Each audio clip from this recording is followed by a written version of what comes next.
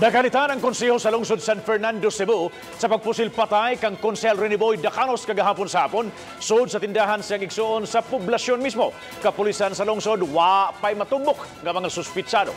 Kini gitutukan ni Nico Serino.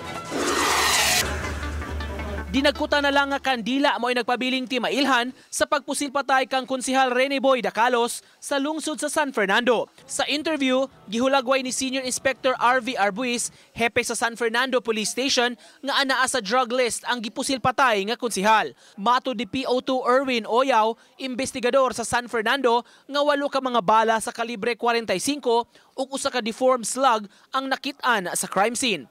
Naasa sa DI watch list. And then, pag-abot sa mo, amo yun siyang di-convince na mag-surrender, amo siyang ditokhan, pero problema, 3 times ang attempt na mo, kuan lang yun niya, pulong lang yun niya is iya pang i-consulta sa iyong abogado. Nikalit lang ni og abot kining duha ka motor. O niya, tinaog ang mga angkas ug dito na siya gikuan. Pamusil siya. Samtang nakalitan na lang ang kaubanan sa konseho sa pagpatay kang Dacalos nga ilang gihulagway nga hilumon. Nakoratan no, sa nahitabo po ni Konsehal Boy Dacalos. Kay kuan naman siya nga tao kanang murag hilumon tao nga type nga tao sa kuan din. Sa council pod cooperative man pod siya. Wala na muluwat og pamahayag ang kabanay sa konsehal.